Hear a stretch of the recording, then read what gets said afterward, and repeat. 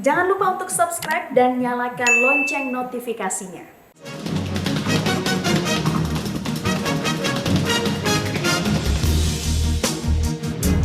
Selamat pagi pemirsa. Kabupaten Kudus, Jawa Tengah menjadi sorotan. Disorot karena varian baru COVID-19 jenis B1617.2 atau disebut juga varian Delta sudah masuk di daerah itu. Varian Delta yang semula menyebar di India disebut oleh Organisasi Kesehatan Dunia atau WHO sebagai varian yang memprihatinkan. Varian itu menjadi ancaman kesehatan global karena sudah menyebar lebih banyak daripada virus aslinya. Pemirsa, inilah editorial Media Indonesia hari ini, edisi Senin 14 Juni 2021 dengan tema Kudus sebaiknya 5 hari di rumah bersama saya Leonard Samosir, dan kami juga mengundang Anda nanti untuk berpartisipasi melalui sambungan telepon di 021 583 99 100. Dan pemirsa, pagi ini telah hadir di studio Metro TV anggota Dewan Redaksi Media Group Abdul Kohar. Mas Kohar, selamat pagi. Selamat pagi, Leo. Sehat-sehat, Mas? Sehat. Selalu pakai masker? Ya, pasti. Selalu protokol kesehatan? Betul. COVID masih ada? COVID masih ada di beberapa tempat mengganas. Oke, kita akan bicarakan bagaimana penanganan COVID khususnya di Kudus, dan mungkin itu bisa jadi pelajaran untuk daerah lain, Mas Kohar. Tapi sebelumnya kita lihat dulu ada beberapa berita yang menjadi perhatian media Indonesia. Yang pertama, ini adalah headline Media Indonesia untuk hari ini. Anda bisa lihat di harian Anda, pemirsa. Mustahil ingin singkirkan pegawai. Ini kelihatannya dikatakan oleh Ketua KPK Firly Bahuri. Bagaimana, Mas Kohar? Ya, ini menjawab setelah beberapa saat yang lalu gencar sekali tudingan bahwa tes wawasan kebangsaan itu punya maksud terselubung katanya. 75 orang yang dinyatakan tidak lulus TWK itu memang sudah diincar lama. Isu yang berkembang seperti itu. Iya, santer itu ya. Betul. Nah, di acara Kick and di Double Check, Firly Bahuri, Ketua KPK, membantah itu semua. Dan dia mengatakan bahwa semua yang dites itu memakai tools yang sama. Menggunakan soal yang sama, kira-kira begitu. Seluruh 1.000 sekian ratus orang ini ya? Orang, ya, 1.000 sekian ratus, 1.351. Oke. Nah, kalau kemudian ada 755 yang tidak lulus, itu berarti ya memang ada sesuatu. Nah, itulah yang disampaikan salah satu di antaranya. Ada beberapa juga Firly menjawab tentang bagaimana hubungan dia dengan Novel Baswedan. Orang berspekulasi bahwa Firly mengincar juga Novel Baswedan. Tetapi Firly membantah dan dia mengatakan bahwa hubungan saya bersahabat dengan Novel Baswedan. Baik-baik saja. Novel Baswedan itu adik kelas saya. Selisihnya 8 tahun. Firly angkatan 90 di kepolisian, Novel angkatan 98. Lalu juga ada bantahan tentang Taliban dan polisi Taliban, polisi India. Disebut-sebut itu ya, betul, di dalam KPK. Betul. Jadi dan itu tadi malam kan sudah disiarkan di Metro TV, Firly Bahuri naik beberapa platform di Media Group masih memungkinkan untuk Anda bisa memutar. Bisa melihat lagi. Bisa memutar kalau ingin secara lebih lengkap lagi. Tapi paling tidak di Media Indonesia juga Anda bisa baca bagaimana jawaban-jawaban dari Firly Bahuri tentang logika-logika yang dibangun bahwa sebetulnya menjawab semuanya, tudingan, semua yang beredar itu ditanyakan semua oleh Andi Noya. Baik, jadi bisa dilihat lagi di sekian platform di Media Group ya, Mas Kohar ya. Baik, kita tinggalkan berita itu, kita ke berita selanjutnya, kali ini dari halaman 2, halaman dalam di harian Anda, pemirsa. Ini terkait dengan COVID, perlu sinergi rumah sakit dan pemerintah. Ini maksudnya untuk apanya ini, Mas Kohar? Jadi begini, sekarang ini kan tren kasus meningkat lagi di beberapa daerah, khususnya di Jawa ya. Di Jogja naik, di Bandung naik, di Jawa Barat, kemudian di Bangkalan, dan terakhir di Kudus, Jawa Tengah, juga di Jakarta. Tingkat keterisian tempat-tempat yang menjadi rujukan bagi pasien COVID juga mulai meningkat dan hampir penuh. Di Bandung sudah 90%. Kemudian di Wisma Atlet sudah 80%. Mungkin lebih sekarang, kita tidak tahu. Terakhir, data yang terakhir, tetapi data sampai kemarin adalah 80%. Nah, angka-angka ini tidak sekadar angka. Ini menunjukkan situasi yang sangat gawat, yang kalau tidak diatasi dengan cara sinergi antara pemerintah baik pusat maupun daerah, dan pihak-pihak rumah sakit, maka ini tidak akan terkendali ini, maka harus ada terobosan. Bisa menggawat ya? Betul, misalnya pihak rumah sakit mulai menambah kapasitas, menambah kapasitas untuk bor, ya kan. Kemudian beberapa pihak pemerintah daerah juga harus tanggap dengan ini, dengan men-switch mungkin anggaran-anggaran tertentu yang tadinya digunakan untuk hal-hal lain bisa dialihkan ke untuk urusan ini, karena ini memang tingkat kegawatannya sangat tinggi. Jadi tidak bisa business as usual, tenang-tenang saja seperti biasa, tidak bisa. Ada keputusan cepat berani, mungkin tidak populer di dalam beberapa hal, tetapi yang paling penting adalah menyelamatkan masyarakat. Gitu. Kita nanti akan lebih jauh membicarakan ini mungkin khususnya di Kudus di editorial ya Mas Kohar. Kita tinggalkan berita itu, pemirsa, kita ke berita selanjutnya. Berita dari halaman 3. Halaman 3 beritanya begini, DPR meminta pemerintah untuk mengajukan draft revisi Undang-Undang ITE. Ini ramai sekali, ada yang mengatakan bahwa jangan direvisi parsial lah, langsung dicabut saja, diubah semua, diperbaiki atau bagaimana, baru kemudian diajukan lagi. Bagaimana Mas? Ya, mungkin ini adalah keterdesakan ya, karena kebutuhan yang mendesak, maka cara yang paling pas, cara yang paling cepat adalah revisi. Kalau harus membongkar dari awal, itu ditakutkan akan butuh waktu yang sangat lama. Mahal pula. Dan prosesnya akan berlarut-larut. Nah, sementara situasi di luar sana sudah cepat sekali berubah. Karena itu ini harus diantisipasi. Dan beberapa pihak mengatakan tidak cukup hanya dengan urusan bahasa, kemudian revisi parsial, revisi yang lebih besar dibutuhkan. Tetapi paling tidak pasal-pasal yang berpotensi untuk melanggar HAM, berpotensi untuk kontra demokrasi, ya ini harus mulai direvisi. Kita tunggu nanti progresnya seperti apa, karena jangan sampai kemudian nanti muncul pula hoax beredar begitu kan, bahwa ini dipakai juga untuk mengincar pihak-pihak tertentu, nanti muncul pula begitu. Kita tunggu nanti bagaimana kelanjutannya. Kita ke editorial pemirsa. Mas Kohar, hari ini judulnya adalah Kudus sebaiknya 5 hari di rumah. Ini rem darurat, rem sangat darurat, atau ini jangan-jangan nanti tidak terlalu efektif juga? Bagaimana Mas Kohar? Sangat darurat, karena sudah 28 orang dari spesimen yang diperiksa, itu terbukti mereka mengidap virus corona dari varian Delta. Yang lebih mematikan atau bagaimana nih? Varian Delta itu lebih cepat dalam penyebarannya.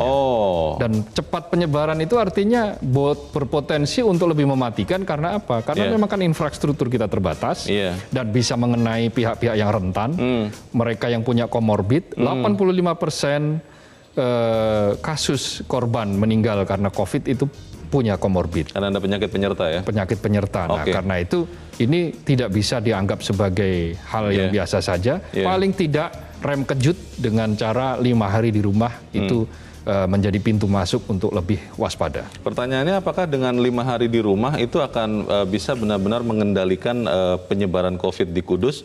Dan apakah memang pasti bahwa setelah itu bisa relatif aman? Kita akan bahas itu Mas Kohar. Dan misalnya inilah editorial Media Indonesia untuk hari ini, Senin 14 Juni 2021. Kudus sebaiknya 5 hari di rumah.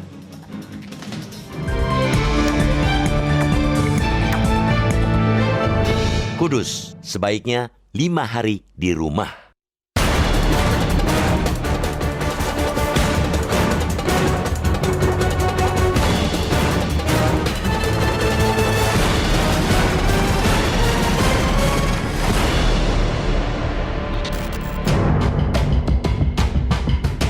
Kabupaten Kudus, Jawa Tengah, tengah menjadi sorotan.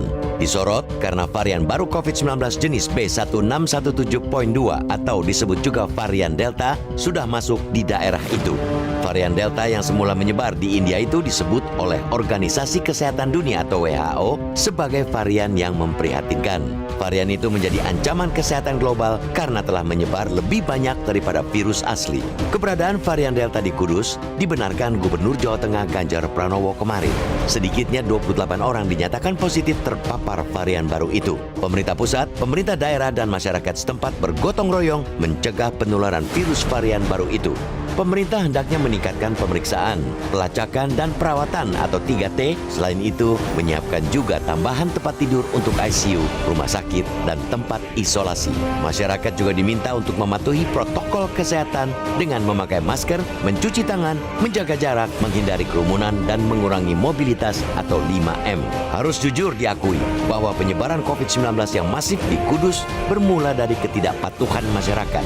Mereka mengabaikan protokol kesehatan pada saat melakukan kegiatan ziarah keagamaan dan tradisi kupatan setelah Idul Fitri. Lonjakan kasus positif COVID-19 di Kudus berlipat-lipat selama 3 minggu terakhir ini. Kudus mengalami kenaikan kasus bahkan mencapai 7.594% dengan angka keterisian tempat tidur yang telah mencapai 90,2% per 8 Juni. Kasus di Kudus per Sabtu 12 Juni tercatat 2.342 terkonfirmasi COVID-19. Sebanyak 511 orang dirawat, 1.341 orang menjalani isolasi mandiri, dan 490 orang menjalani isolasi terpusat. Angka kematian sudah mencapai 861 kasus. Data itu memperlihatkan betapa cepatnya penyebaran COVID-19 di Kudus, bahkan sudah terlanjur menjalar ke daerah lain di Jawa Tengah. Saat ini, ada 11 kabupaten kota masuk zona merah. Harus ada tindakan luar biasa untuk menghentikan penyebaran COVID-19 di Kudus dan daerah lainnya di Jawa Tengah. Ganjar Pranowo mengusulkan 5 hari semua di rumah saja. Selama 5 hari tersebut, para orang tua atau lansia hingga anak-anak tidak berpergian. Perkantoran juga diminta memperbanyak presentasi karyawan untuk bekerja dari rumah. Tugas pemerintah itu bukan mengusulkan, tapi mengambil keputusan. Keputusan harus diambil Bupati Kudus HM Hartopo. Buatlah keputusan agar 5 hari semua di rumah saja. Keputusan itu mesti dikawal agar berjalan tegak lurus. Keputusan 5 hari di rumah saja patut didukung. Jangan keluar rumah. Keluar rumah kalau betul-betul penting saja, sebab virus varian baru itu cepat sekali menular. Kita mendorong Bupati Hartopo berani mengambil keputusan sekalipun tidak populer. Tidak kalah pentingnya ialah konsisten menjalankan kebijakan pemberlakuan pembatasan kegiatan masyarakat atau PPKM Mikro. Bila perlu, semua RT atau RW di Kudus menerapkan PPKM Mikro. Pelaksanaan vaksinasi juga mesti digencarkan. Berdasarkan data dari Kemenkes, vaksinasi di Kudus belum dapat memenuhi target yang diharapkan, terutama lansia dan pralansia yang merupakan kelompok rentan terpapar virus corona. Memutus mata rantai penyebaran COVID-19 bukan hanya tugas pemerintah, harus dilakukan bersama-sama masyarakat. Semua pihak harus mengambil bagian dalam pemutusan mata rantai tersebut.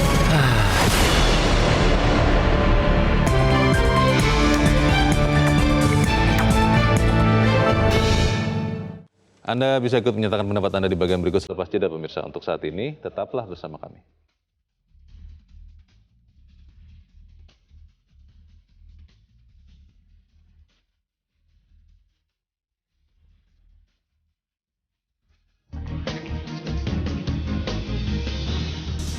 Terima kasih pemirsa, Anda masih bersama kami di Editorial Media Indonesia. Mas Kohar, kita mau bertanya dulu Mas, bagaimana kondisi terakhir di Kudus. Kita sudah terhubung lewat saluran telepon dengan Bupati Kudus, Hartopo. Pak Hartopo, selamat pagi. Selamat pagi, Mas Renat. Ya, Pak Hartopo, boleh diupdate dulu Pak, bagaimana kondisi di Kudus sekarang? Apakah penambahan kasus terus terjadi atau ada penurunan atau seperti apa Pak Hartopo? Alhamdulillah, untuk kemarin ada penurunan karena angka kasus yang sembuh lebih banyak daripada angka kasus COVID-nya yang terkonfirmasi. Oke. Tapi sekarang status masih tetap zona merah ya Pak? Masih Mas. Masih zona merah. Pak Topo, ada rencana untuk memberlakukan 5 hari di rumah, itu fix atau bagaimana nih Pak? Update-nya Pak? Betul, sudah. Surat edaran sudah saya buat. Nah, untuk arahan Pak Gubernur memang untuk 5 hari. Tapi kemarin saya pun koordinasi dengan Pak Gub, Pak, saya tambah 7 hari langsung. Karena hari yang ke-6, yang ke-7 itu hari Sabtu dan Minggu. Itu kan malah rawan juga. Yang pada intinya Pak Gubernur, ya oke, tidak apa-apa, dikaji dulu. Tapi dalam kajian saya dengan teman-teman, dengan jajaran saya, oke, itu tidak apa-apa daripada nanggung. Soalnya Sabtu Minggu itu kan hari libur, hari weekend, takutnya nanti malah tambah rame pada keluar. Gitu, jadi Mas. 7 hari ya Pak Hartopo ya? 7 hari ini saya 7 hari. 7 hari sampai hari apa Pak berarti rencananya? Hari Minggu Hari terakhir. Minggu lagi ya? Oke. Hari Senin Pak, sampai hari Minggu. baik. Dalam 7 hari itu masyarakat sama sekali tidak boleh keluar rumah atau ada kondisi khusus? Ya gini Mas, namanya surat edaran tuh sama dengan himbauan ya. Yang artinya di situ tidak ada sanksi hukum. Jadi kita menguji kesadaran dan kedisiplinan untuk masyarakat Kabupaten Kudus. Yang pada intinya sudah pernah kita berlakukan untuk yang kemarin, pas Sabtu Minggu kita tambah untuk Senin, Selasa, dan Rebo. Artinya sangat ada kesadaran dan sangat ada dukungan kepada masyarakat Kudus. Ya ini alhamdulillah walaupun prosentasenya bisa dikatakan 50-60%. Pak, ini kan satu langkah yang sangat baik untuk katakanlah semacam melockdown ya 7 hari di rumah. Tapi pertanyaannya, apakah masyarakat Pak Hartopo sudah lebih baik lagi untuk melaksanakan protokol kesehatan? Contohnya masker Pak, bagaimana kesadaran pakai masker Pak? Ya, tentunya dengan ada lonjakan ini merupakan warning ya bagi masyarakat Kabupaten Kudus ya, yang artinya masyarakat Kudus ini sudah tahu kondisi penularannya sangat cepat sekali. Apalagi dengan kemarin ditemukan ada sampel untuk Delta India yang B16172 itu yang ada di Kabupaten Kudus. Ini menjadi perhatian banget untuk masyarakat Kudus. Dengan adanya ini saya kira terkait untuk prosentase pemakaian atau kedisiplinan pakai prokes, saya yakin lebih meningkat daripada untuk yang kemarin. Dan kita tujuannya untuk di rumah saja itu kan untuk menekan mobilitas masyarakat yang biasanya sangat tinggi sekali. Gitu Mas. Iya. Pak Hartopo boleh diupdate Pak, sekarang ada berapa kasus yang masih aktif, berapa kasus yang sembuh, berapa kasus yang meninggal, dan dari berapa Pak penduduk Kudus Pak? Untuk penduduk Kudus saya kira untuk yang sembuh sebentar kalau dari ini.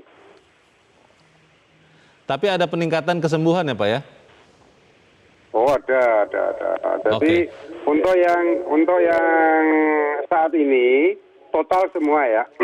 Untuk yang terkonfirmasi itu ada 10.608 total. Tapi untuk yang aktif sampai saat ini itu ada 2091. Oke. Yang meninggal total ada 866. Untuk yang sembuh 7.651. Baik.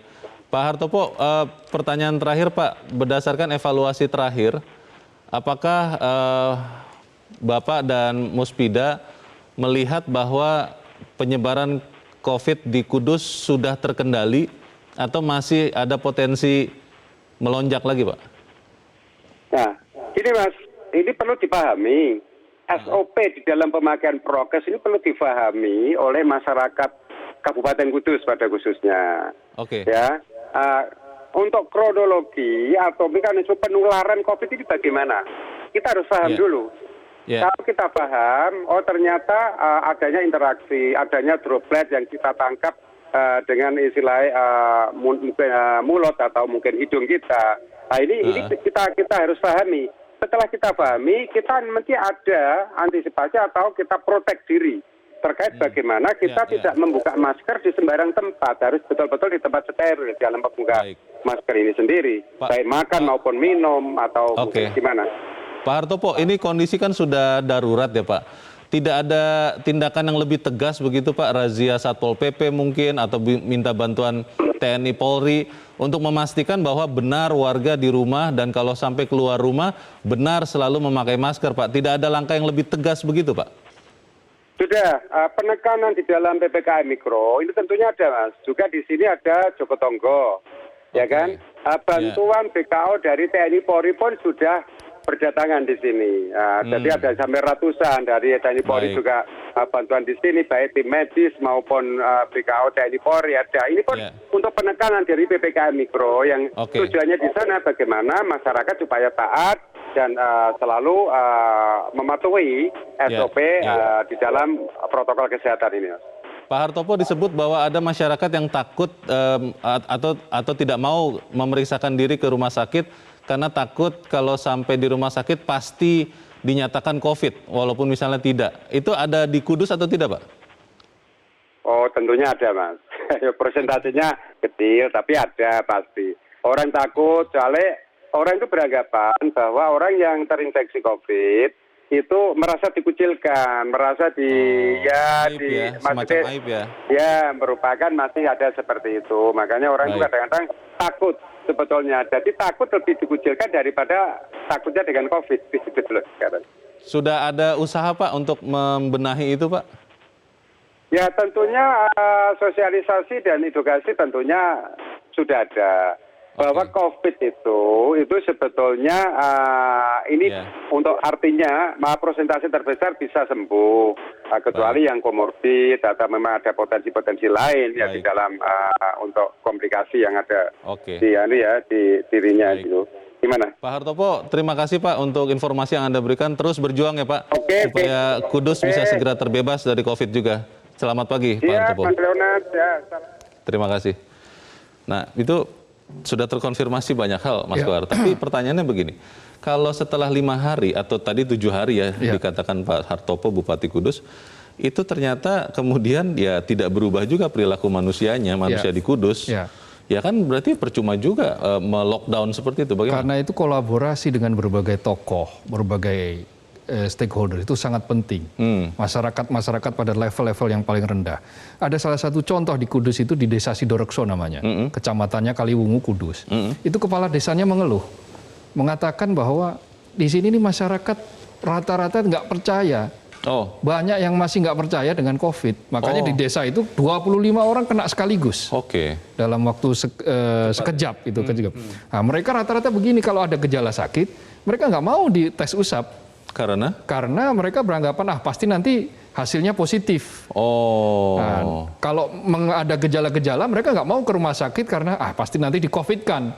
Nah, tadi pertanyaan Leo pada Bupati tadi mengatakan ya ada, Bupati juga mengaku itu ada dan itu memang sahih disampaikan oleh Kepala Desa Sidorekso, Kecamatan Kaliwungu, Kabupaten Kudus. Dengan hal-hal semacam itu mereka itu masih kemakan isu-isu hoax di media sosial atau pertukaran percakapan pesan lah di WA grup gitu. Itu yang memang harus segera diatasi semuanya dengan pendekatan persuasif oleh para tokoh gitu. Bagaimana hasil dari usaha-usaha ini kita akan bahas di bagian berikut ya Mas Kohar, dan pemirsa tetap bersama kami, Editorial Media Indonesia segera kembali.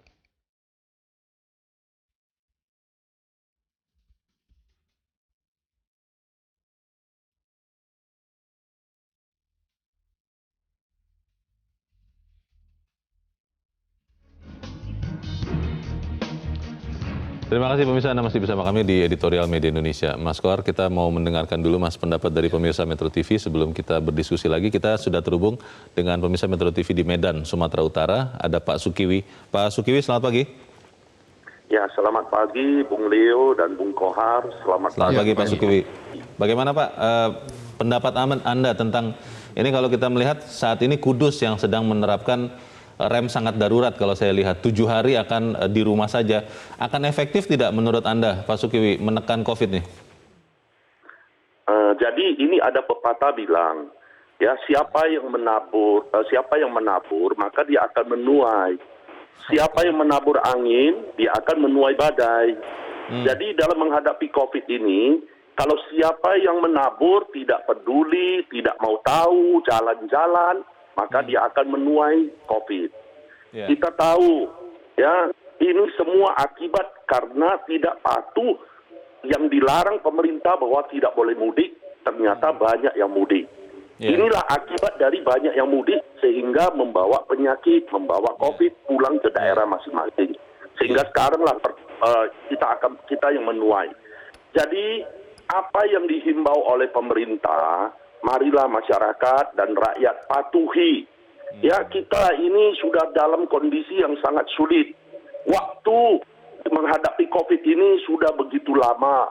Program-program, sistem-sistem sudah diterapkan. Ternyata kuncinya satu, masyarakatnya mau patuh atau tidak.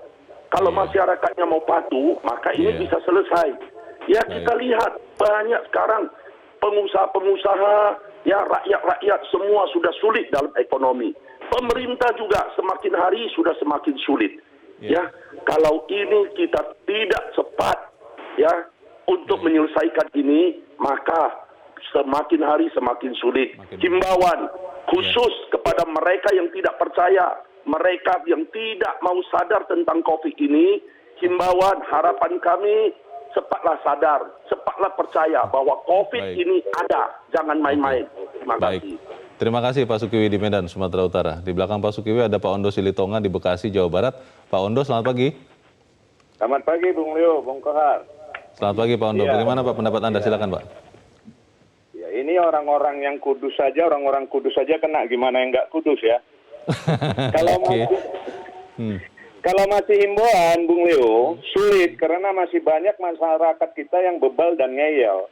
Saran saya PPKM itu harus ketat dan keras dan harus ada sanksinya. Kalau tidak ya sulit mereka bisa menaatinya agar tidak semakin parah. Herd community gimana bisa terlaksana? Jadi saran saya vaksin juga benar harus dipercepat. 3M kita sudah menyarankan agar 3M bahkan sudah menjadi 5M. Saya sarankan 3T itu ditambah satu lagi, Bung Kohar. Yaitu tie, diikat saja tuh yang ngeyel-ngeyel dan yang bebal-bebal. Saran saya, sudah saatnya nih pemerintah membuat suatu iklan layanan masyarakat. Bagaimana orang yang COVID di Wisma Atlet itu makannya tidak enak, nyuci sendiri, kemudian bagaimana mereka itu sakit di sana supaya orang tahu gitu. Atau supaya muncul efek jerah begitu ya Pak Ondo ya? Iya betul, jadi kalau mereka melihat itu, kalau ada iklan layanan masyarakat seperti itu kan, jadi mereka bisa jerah gitu loh. Baik. Dan juga iklan layanan masyarakat supaya dibuatkan itu bahwa COVID itu ada gitu loh. Jadi mereka itu bisa tahu yang sebenarnya gimana. Terima kasih. Terima kasih Pak Ondo di Bekasi, Jawa Barat. Di belakang Pak Ondo ada Ibu Indra di Cirebon, Jawa Barat juga. Ibu Indra, selamat pagi. Selamat pagi Bung Leonard Samosir dan Bung Abdul Kohar. Assalamualaikum warahmatullahi wabarakatuh. Metro. Waalaikumsalam. Silakan Ibu Indra. Ya, keadaannya sudah demikian.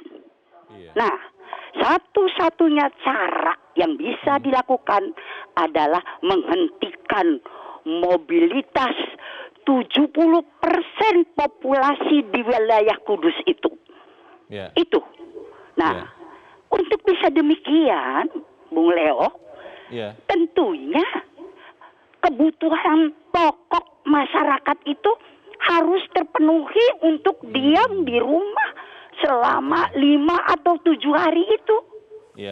Kalau tidak, ya mereka terpaksa keluar. Betul. Jadi memang kesadarannya rendah seperti tadi dikemukakan, kemudian juga jenuh. Nah, apalagi dikejar kebutuhan. Insya Allah jalankan taktik ini.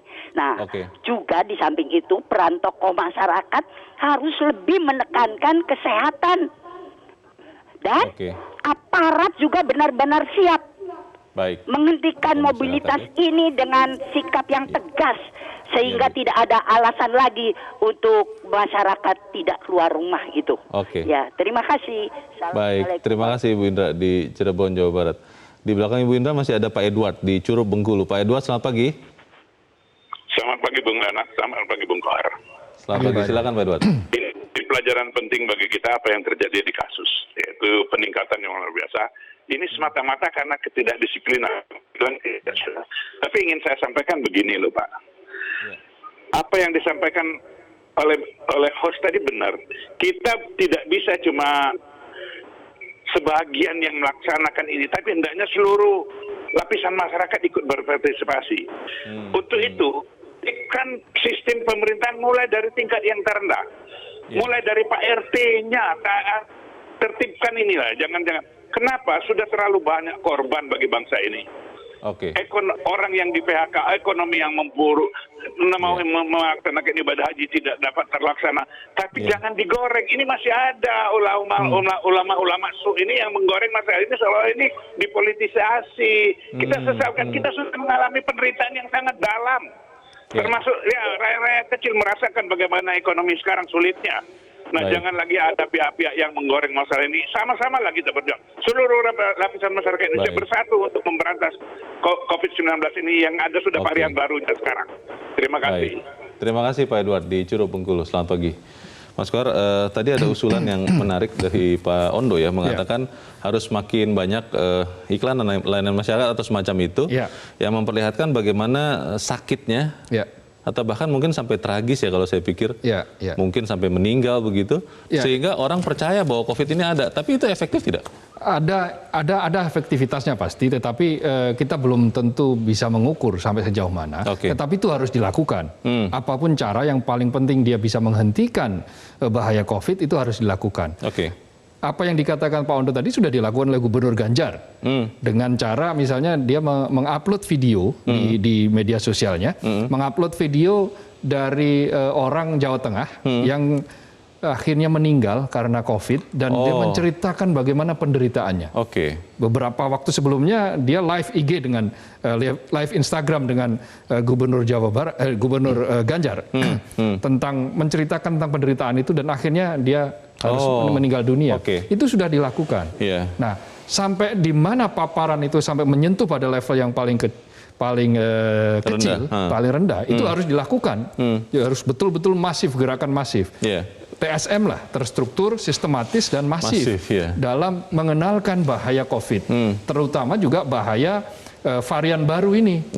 Nah, bagi masyarakat Kudus dan sekitarnya, ketika ada 28 orang yang terpapar varian baru ini, maka sosialisasi harus digencarkan lagi.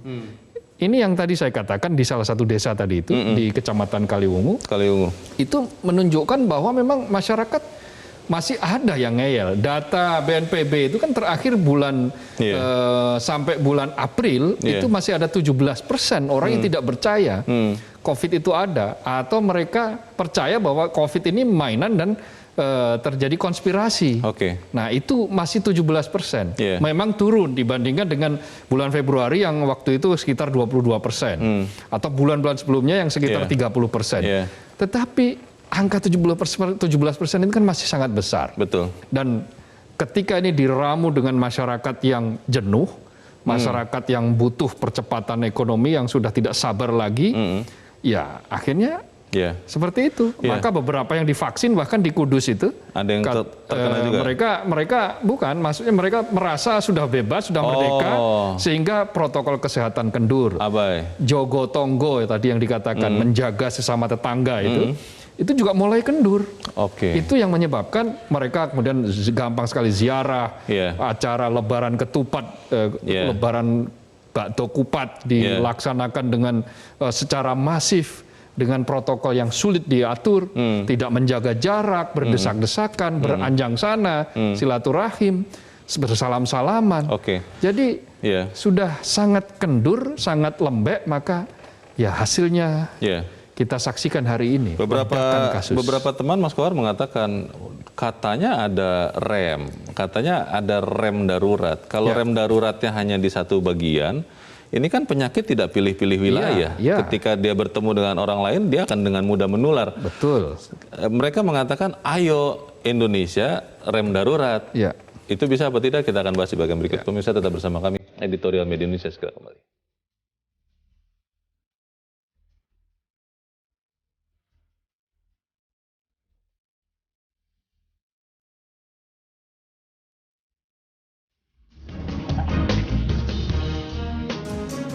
Terima kasih Anda masih bersama kami. Kita di bagian akhir dari diskusi kita pagi ini. Mas Kohar, sebetulnya ketika kita berdiskusi seperti ini, saya seperti deja vu sedikit, Mas. Sekian waktu yang lalu kita sudah mengingatkan, jangan mudik, jangan macam-macam di saat Lebaran. Dan ketika ini terjadi, merinding juga. Dan ketika kita bicara ini, tadi Mas Kohar mengatakan di awal, rumah sakit di sekian kota, termasuk Kudus, itu sudah hampir 100% begitu kan, keterisiannya. Pertanyaannya, apakah sekarang kita masih bisa mengerem darurat lagi, bukan hanya satu kota, bukan hanya satu wilayah, tapi seluruh Indonesia, supaya kita benar-benar bisa menurunkan drastis angka COVID itu, dan baru nanti kita longgarkan lagi. Bagaimana, Mas? Jalan itu tidak kita pilih karena memang itu sangat pahit. Risikonya terlalu pahit, kemudian anggarannya juga akan pahit, dan recovery-nya jauh lebih lama nanti. Itulah kenapa kemudian kita memilih spot-spot tertentu. Jadi misalnya ketika Kudus kena, maka Kudus harus dilokalisasi. Lalu daerah-daerah sekitarnya, itu sebagai buffernya, itu juga harus dilakukan tindakan-tindakan tertentu, pengetatan-pengetatan, sampai pada level yang paling kecil. Tapi Mas, kalau ini terus kita lakukan, tidak dipencet betul-betul, kan akhirnya lama ini pengendalian lalu melawan COVID-nya jadi lama sekali nih Mas. Intinya adalah bagaimana menyeimbangkan, kata Presiden, rem dan gas. Pada saat-saat tertentu silakan ngegas, tetapi pada potensi di mana orang akan berkumpul, itu di situ pengetatan harus dilakukan. Dan di Kudus itu yang 7 hari itu di rumah ya? Awalnya kan dari situ. Kudus itu kan ketika Bakto Kupat hari ke-7 bulan Syawal itu, sebagai penutup dari rangkaian puasa 6 hari, puasa sunnah 6 hari itu, di situ dibiarkan, dilonggarkan. Ada kelonggaran di situ. Orang berziarah sangat longgar ke makam para wali, para syuhada, para syekh gitu. Lalu orang beranjang sana di ketupat, karena lebaran dia dikekang, maka 7 harinya bobol di situ. Longgar di situ. Intinya adalah disiplin. Ketika kita disiplin dengan konsep protokol kesehatan, maka rem dan gas itu akan seimbang. Kalau tidak disiplin, ya sudah kan, sains itu sudah membuktikan kok. Intinya adalah orang mau percaya sains atau percaya rumors. Orang mau percaya pada peradaban yang sudah terbukti presisinya, yaitu ilmu kesehatan, atau pada rumors-rumors tertentu yang memang tidak ada basis argumentasinya, yang pijakan argumentasinya sendiri sangat goyah. Itu yang pilihan-pilihan. Nah, tapi kalau pilihan kita mengentengkan, meremehkan, longgar, hasilnya kan sudah terbukti. Kita sedang diprediksi waktu itu pertengahan Juni kan. Dan ternyata sekarang pertengahan Juni dan tepat kelihatan sekali meledak. Termasuk Jakarta kena imbasnya. Kenapa? Orang setelah mudik kan dia balik. Kembali lagi ke Jakarta. Nah, ketika kembali lagi ke Jakarta, bawa juga virus itu kan. Maka Jakarta yang kita saksikan hari ini kan ada peningkatan positivity rate sampai 17%. Dari yang tadinya sudah di 9%. Menunggu kesadaran masyarakat kan butuh waktu lama. Tapi kan langkah darurat sekarang harus dilakukan. Apakah memang kita benar-benar harus dalam tanda petik keras itu setelah katakanlah rumah sakit sudah tidak mampu lagi menampung, atau memang dari sekarang ini sudah bisa mulai pelan-pelan diremnya lebih kuat lagi, Mas? Mungkin bukan hanya di Kudus, di Jakarta juga, di Bandung juga, Bangkalan juga, supaya kemudian kita tidak amit-amit ya, tidak mengalami India yang berikut. Jadi proses disiplin itu bukan hanya untuk mendisiplinkan masyarakat, tetapi juga mendisiplinkan pemerintah juga. Mereka yang bekerja di lapis-lapis tertentu sampai pada level yang paling bawah, itu juga harus disiplin. Ciri bangsa yang kuat, bangsa yang kuat itu adalah bangsa yang disiplinnya tinggi. Gunnar Myrdal itu kan mengatakan soft state, ada istilah soft state, bangsa yang lembek. Bangsa yang lembek itu yang disiplinnya longgar. Nah, kita ini masih di kategori soft state sampai saat ini. Dan itu belum beranjak dari hal-hal seperti itu. Nah, ini yang harus kita ubah.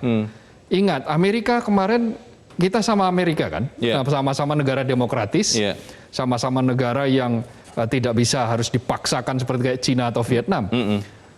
Amerika sekarang perubahannya sangat drastis. Dari kasus yang awalnya hariannya itu 100.000 lebih, sekarang paling sekitar 4.000-an. Sama seperti kita, karena vaksinasi. Vaksinasinya itu juga sudah hampir beres. Bahkan targetnya Joe Biden adalah bulan Juli nanti sudah 70% masyarakat Amerika yang divaksin dengan dosis lengkap atau 2 dosis. Artinya kan berarti herd immunity, kekebalan kelompok itu sudah terbentuk di sana. Di beberapa negara Eropa itu juga sudah melakukan hal yang seperti itu. Padahal mereka juga bukan negara totaliter, mereka negara juga yang demokratis. Artinya berangkat dari kesadaran, peradaban disiplin, percaya pada sains, ilmu, percaya pada prediksi-prediksi yang sudah disampaikan oleh ilmuwan-ilmuwan dan hasil penelitian, lalu mereka patuhi itu, maka hasilnya dengan waktu yang lebih cepat mereka sudah bisa recovery. Nah, ini yang harus dilakukan oleh Indonesia. Kita bisa meniru bagaimana cara Singapura. Katakanlah meskipun Singapura sangat kecil ya, negara penduduknya sangat sedikit, tetapi Singapura ketika ada angka naik 31 saja, misalnya yang positif, mereka langsung mengambil tindakan cepat.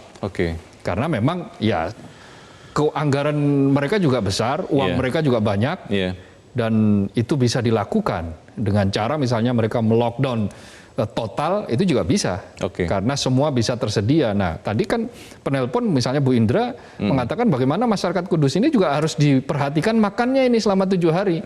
Kalau memang keputusnya 7 hari, mereka disuplai makanan harus. Nah, kalau tidak, mereka akan keluar-keluar juga karena kebutuhan hidup. Mereka akan berkata begini lagi ya, daripada saya mati kelaparan ya mending saya spekulasi sajalah gitu kan. Tetap mempertahankan disiplin, Mas. Mungkin kita bicara nasional begitu ya. Apakah memang bisa hanya dengan pemberitaan kasus COVID atau memang seperti yang tadi diusulkan Pak Ondo, pemerintah itu juga harus punya kampanye nasional, katakanlah iklan layanan masyarakat yang ditayangkan terus-menerus supaya kemudian masyarakat ya yang tidak mau pun akhirnya ya tertanam juga dalam pikirannya. Betul. Jadi iklan layanan masyarakat itu juga sesuatu yang sangat penting dengan multi platform di berbagai lini, di televisi, di koran, di radio, di media sosial, semua hanya harus serentak secara tadi saya katakan terstruktur, sistematis dan masif, dan itu harus dilakukan. Apakah selama ini tidak cukup? Mungkin berarti dengan tingkat masih ada sekitar 17-20 orang yang tidak percaya, berarti masih harus digencarkan lagi. Kira-kira jawabannya begitu. Intinya adalah seluruh stakeholders harus diajak berbicara, mereka harus bekerja bersama-sama dan masyarakat patuh, disiplin. Baik, semoga kita bisa sama-sama menangani COVID-19, Mas Abdul Qahar. Terima kasih sudah di tempat ini. Terima kasih, Leo. Selamat pagi.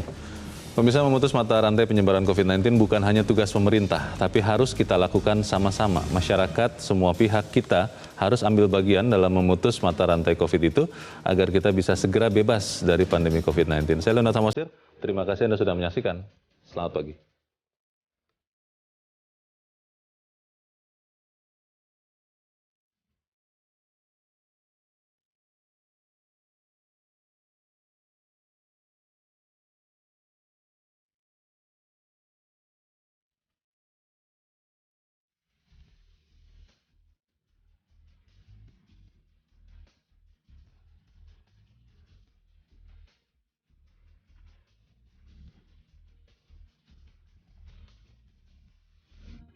Metro TV